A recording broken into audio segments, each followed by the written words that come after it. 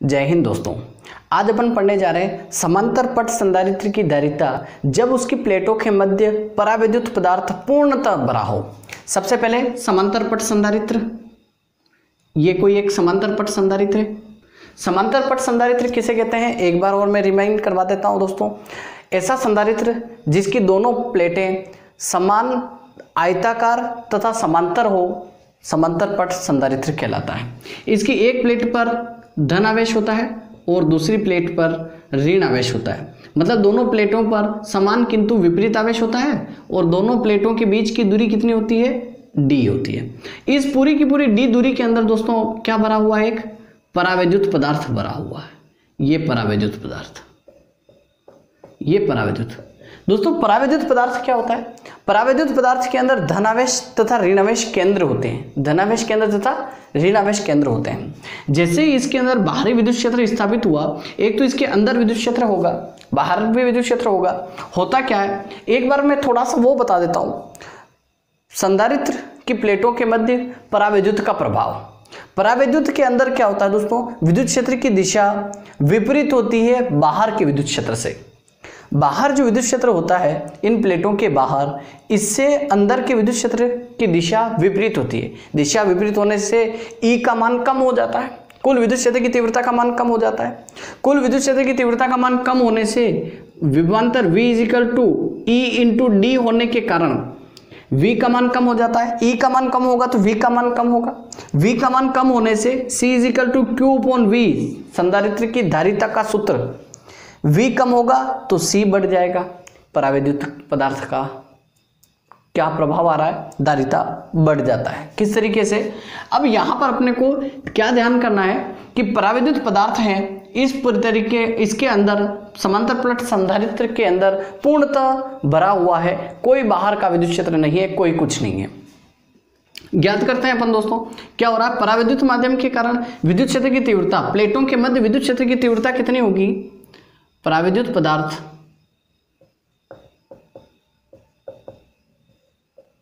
पदार्थ में विद्युत क्षेत्र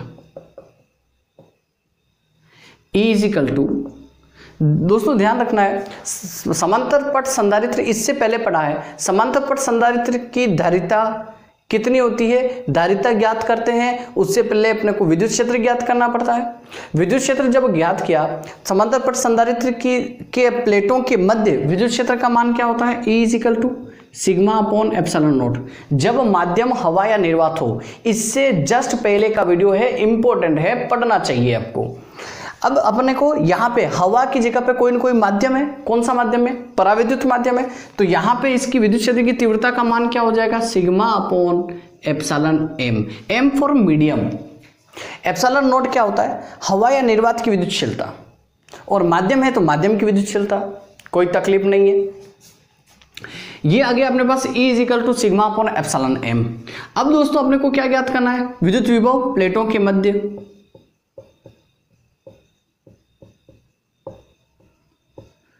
उत्पन्न विभवांतर। विभवांतर का फॉर्मूला अपन ने पहले पढ़ा, इससे पहले वीडियो में। क्या होता है, E × D।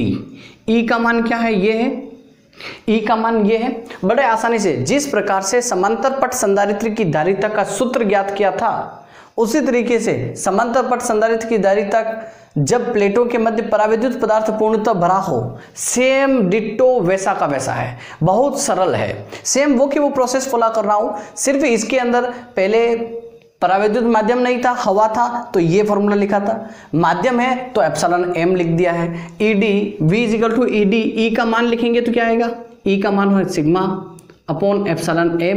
× D। समांतर पट संधारित्र की धारिता या किसी भी संधारित्र धारिता का सूत्र क्या है, C = Q/V। ये यहां लिख रखा है। धारिता के सूत्र से या धारिता की परिभाषा से अपने पास क्या आ रहा है, C = Q/V।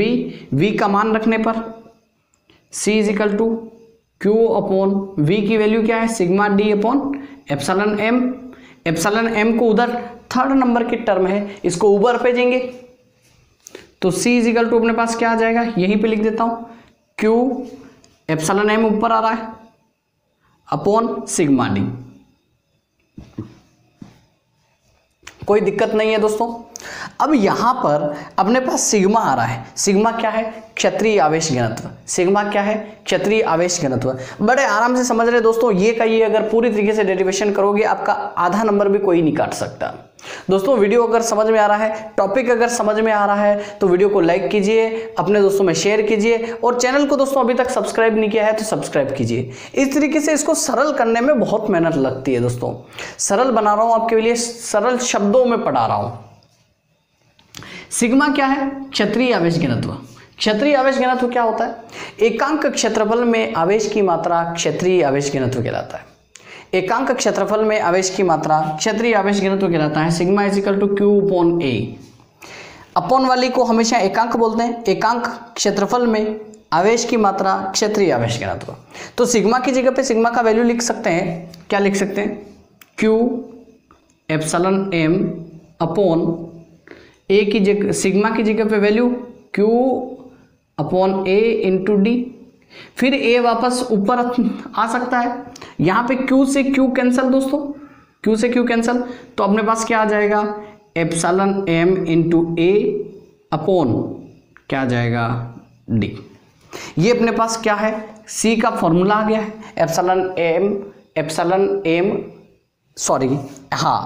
एम इंटू ए अपॉन डी। ये क्या है? समांतर पट संधारित्र की धारिता है जब प्लेटों के मध्य परावैद्युत पदार्थ पूर्णतः भरा हो। यहां पे अपन एप्सिलॉन एम का मान चेंज भी कर सकते हैं। कैसे? एक होता है दोस्तों आपेक्षिक विद्युतशीलता। आपेक्षिक विद्युतशीलता को एप्सिलॉन आर कहते हैं। ये क्या होता है? माध्यम की विद्युतशीलता अपॉन हवा या निर्वात की विद्युतशीलता। आपेक्षिक विद्युतशीलता किसे कहते हैं? माध्यम की विद्युतशीलता तथा हवा या निर्वात की विद्युतशीलता के अनुपात को आपेक्षिक विद्युतशीलता कहते हैं। दोस्तों जब अपन ने फर्स्ट चैप्टर पढ़ा था तो इसको ज्यादा डिटेल में बताया था कूलाम के नियम में, वो भी देख सकते हैं। वैसे अपन ने यहां बता दिया। यहां भी यदि एप्सिलॉन एम का फॉर्मूला बनाया जाए एप्सिलॉन एम, तो एप्सिलॉन नॉट को इधर भेजना पड़ेगा, epsilon naught into epsilon R. यहां पे ये वैल्यू भी लिख सकते हैं अपन। तो सी इज इक्वल टू क्या हो जाएगा? Epsilon naught epsilon R A upon D. समांतर पट संधारित्र की धारिता जब समांतर पट संधारित्र की प्लेटों के मध्य परावैद्युत पदार्थ पूर्णतः भरा हो। पूरा कंप्लीट डेरिवेशन। Thank you.